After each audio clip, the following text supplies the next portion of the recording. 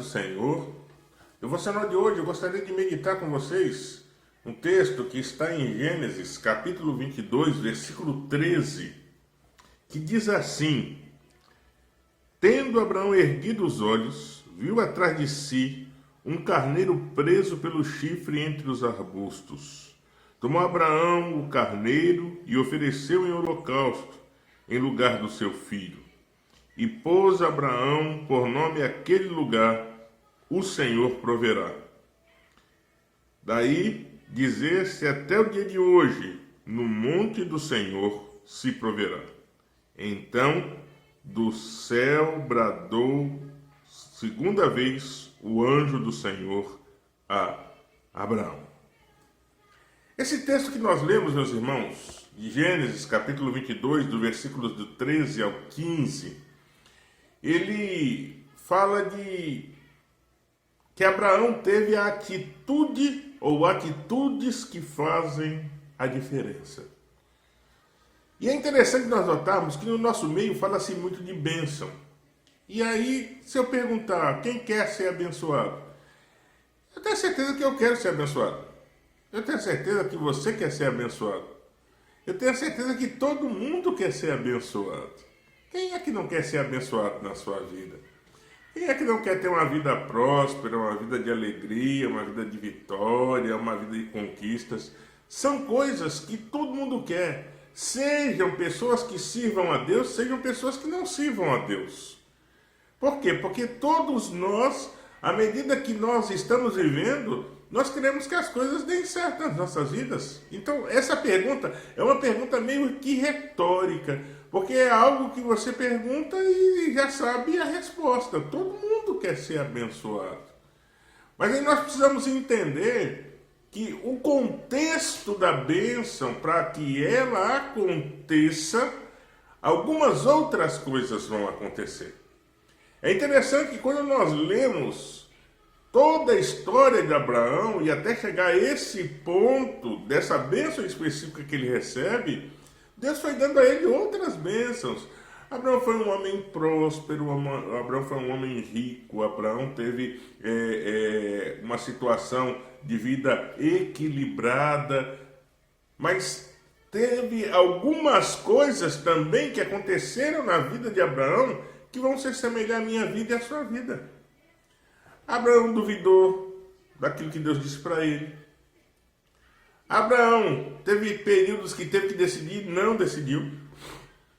Transferiu a sua autoridade que tinha de decisão para que outras pessoas pudessem decidir. Tomou atitudes que não agradaram a Deus.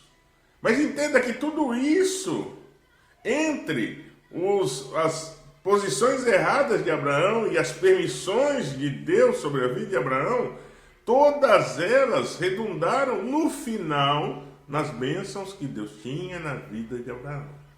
Mas me chama a atenção porque aqui Abraão já era um homem bastante. Se nós fôssemos analisar hoje, aqui Abraão já tinha mais do que de 100 anos, para os irmãos terem a ideia de quando isso acontece na vida de Abraão. Então, não era Deus falando com um adolescente, Deus falando com um jovem, Deus falando com um homem mais novo, mas Deus está falando com um ancião, um homem experimentado na vida, um homem cheio da experiência no seu viver. E é interessante que o primeiro versículo, a Bíblia diz que quem permite é Deus, porque a Bíblia diz que Deus colocou Abraão à prova. Então, foi uma permissão de Deus. E você pode pensar, pastor, mas por que Deus de vez em quando faz isso nas nossas vidas? Entenda, para o nosso crescimento. Para Deus saber quais são as atitudes que eu e você vamos tomar diante de uma prova. Porque diante da prova, a gente pode seguir adiante e ser vitorioso e a gente pode desistir também. Não é a questão que todas as provas que passarmos na vida, a gente sempre vai, não, vou seguir, eu vou ter vitória. Não, de vez em quando a gente desiste mesmo. De vez em quando a gente fala assim, Senhor, eu não aguento mais, Senhor, eu estou voltando atrás. Quantas vezes isso acontece nas nossas vidas? Mas Deus permite a prova para que nós possamos entender que mesmo na prova, o caminho é continuarmos seguindo a Deus. E aí Deus espera de nós algumas atitudes. E eu quero abordar hoje sobre 3 atitudes necessárias que fazem a diferença, que fizeram diferença na vida de Abraão, nesse momento da vida dele, e eu tenho a certeza que vai fazer diferença na minha vida e vai fazer diferença na sua vida. A primeira atitude que Abraão teve, que fez a diferença, foi que Abraão levantou a cabeça, ou ergueu os olhos. Versículo 13, parte A, diz assim: tendo Abraão erguido os olhos. E você pode pensar, pastor, mas o que significa esse erguer os olhos? Tem dois tipos de análise que nós podemos fazer. O primeiro é um aspecto humano desse erguer os olhos. E qual o sentido desse aspecto humano que envolve o emocional? É o sentido de ter ânimo. Imagina a situação, meus irmãos. Abraão estava a ponto de sacrificar o seu filho, o filho da promessa, aquele filho que Deus disse que ia dar, e Deus cumpriu a promessa, e Deus deu. E Deus chega em um determinado momento na vida de Abraão e fala assim: olha, eu quero seu filho em sacrifício. E a Bíblia diz que Abraão não murmurou, a Bíblia diz que Abraão não retrucou com Deus ou questionou a Deus. A Bíblia não diz nada que Abraão se chateou, passou a noite jejuando e chorando, não. A Bíblia diz que Abraão ouviu, calou-se, preparou os funcionários dele, o menino, e foi em sacrifício. É interessante que nem para a esposa ele disse o que estava acontecendo. Porque era um tratamento de Deus com Abraão. Era aquele momento que eram os dois só. E é nesse instante, por isso que esse erguer os olhos, no aspecto emocional, é do ter ânimo. É você, ao invés de olhar a sua vida como num retrovisor, né? Vendo só o passado, só o que está lá atrás. Comece a olhar para frente. Comece entendendo que tudo aquilo que Deus permitiu que acontecesse na sua vida, permitiu para o seu crescimento, permitiu para que você hoje pudesse ter o amadurecimento e o crescimento necessário na sua vida. Mas há um segundo aspecto além do emocional. Existe o aspecto espiritual. E no aspecto espiritual, Deus está dizendo para Abraão: veja o escape. Levante os olhos, veja o escape. Deus está convidando você hoje para levantar os olhos, para erguer os olhos e ver o escape de Deus. Meus irmãos, me chama a atenção, e o livramento de Deus é tão grande que na passagem tudo está preparado, e enquanto Abraão vai se sacrificar, e Deus fala com Abraão, e é tão interessante que a Bíblia diz que Abraão levanta os olhos e vê lá o carneiro preso nos arbustos. Muitas vezes o que acontece é que os nossos olhos ficam impedidos de ver a ação de Deus, e Deus hoje está dizendo para você que Ele é o Deus que providencia o escape. Então permaneça com os olhos erguidos, olhando no Senhor, olhando para o Senhor. Segunda atitude, haja.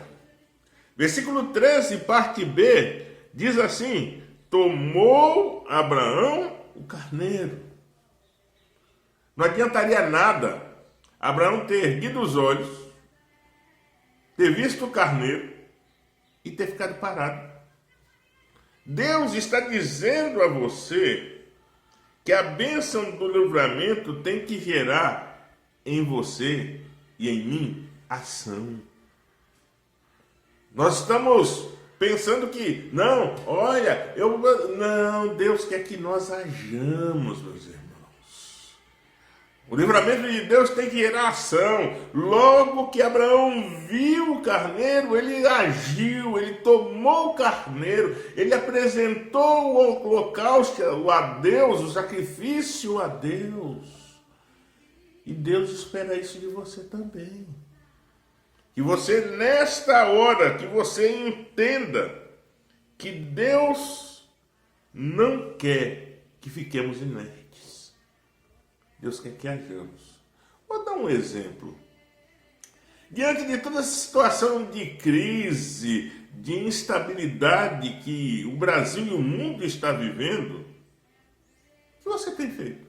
Ah, pastor, eu só fico na cama o dia todo trancado dentro do quarto, porque olha, se eu abrir a janela, esse vírus pode entrar. Pois é, ele pode passar por debaixo da porta. Misericórdia, pastor Clóvis.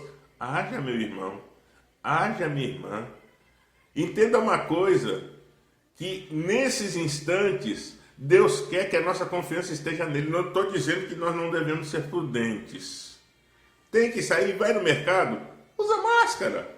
Entrou no lugar, passa alquinho na mão, chegou em casa, lava a roupa, limpe a casa, tudo que normalmente você faria, ou que se não faria, vai aprender a fazer.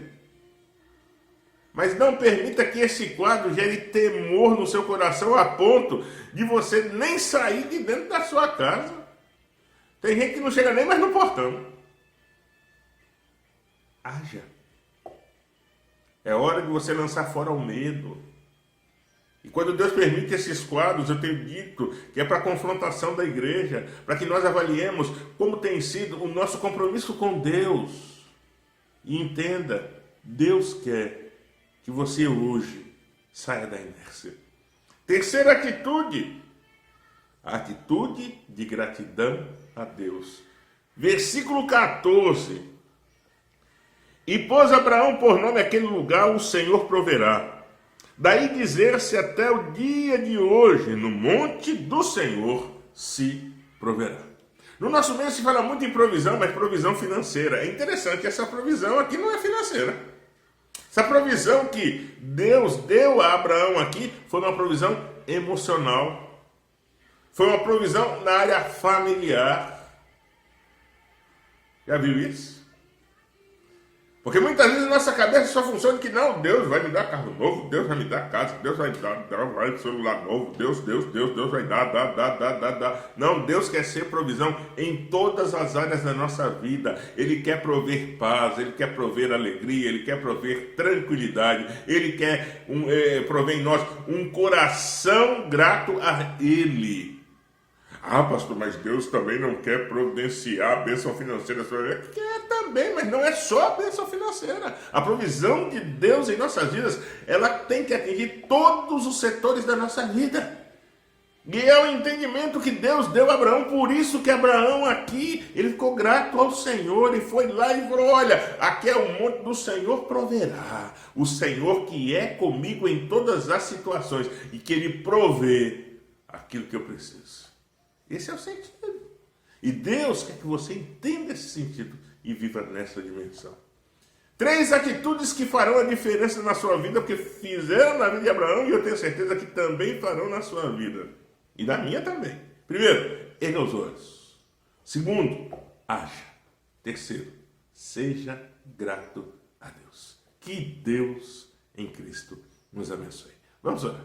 Senhor nosso Deus e Pai, no devocional de hoje, Senhor, falamos de atitudes que fazem a diferença. Ajuda-nos, Pai, como servos e servas Tuas, a tomarmos, Pai, a termos atitudes que fazem a diferença em nossa vida diante do Senhor, ó Pai. Ministra a Tua bênção sobre nós, ó Pai. Levanta-nos, desperta-nos, Pai, em nome de Jesus. Ó Deus, que não seja a luta, que não seja o vírus, que não seja nada que nos pare diante do Senhor, ó Pai. Que entendamos, Pai, que o Senhor quer que ergamos os nossos olhos, ó Pai. Ó Senhor, o Senhor quer que entendamos que é necessário agirmos, ó Deus. Ó Deus, o Senhor quer que entendamos, Pai, que é necessário termos um coração grato a Deus, ó Pai. Não um coração murmurador, não um coração questionador, mas um coração que agradece a Deus por tudo, ó Pai. Se estamos vivos, ó Pai, e estamos, é motivo de sermos gratos a Deus. Se temos o que vestir, devemos ser gratos a Deus. O que comer, devemos ser gratos a Deus.